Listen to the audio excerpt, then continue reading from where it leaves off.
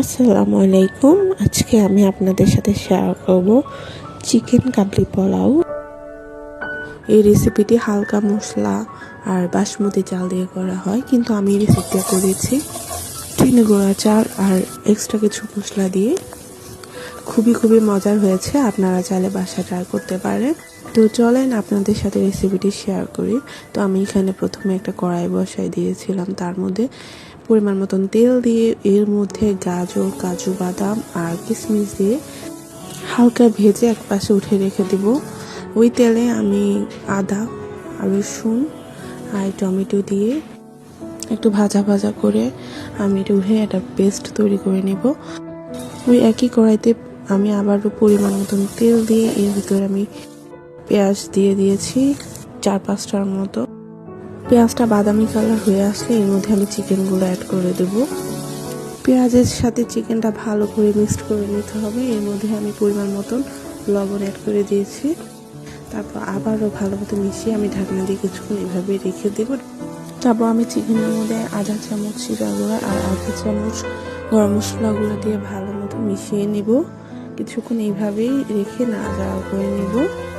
তারপর এর মধ্যে আমি পেস্ট করে রাখা টমেটো অ্যাড করে দেব।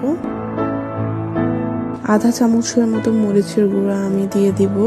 তো এদিকে আমি ভেজে রাখা গাজরের সাথে 1 চামচ চিনি আর গুঁড়ো দুধ দিয়ে মিশিয়ে এক পাশে রেখে দিব।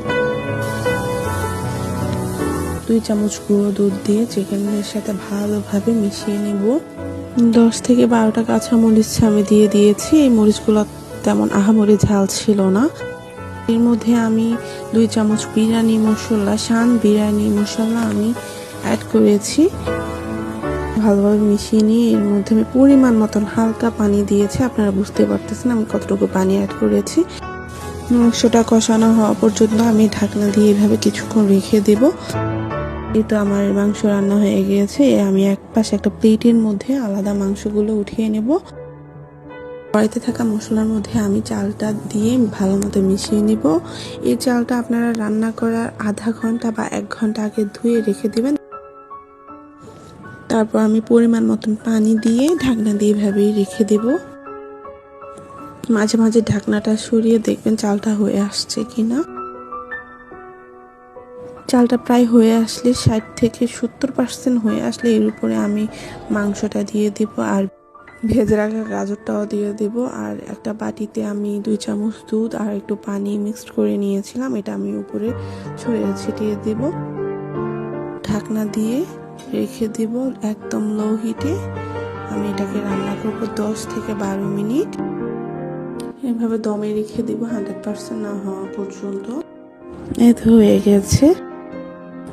খুবই মজা হয়েছে। আপনারা বাসায় ট্রাই করে দেখতে পারেন। আশা করি রেসিপিটি আপনাদের ভালো লাগবে।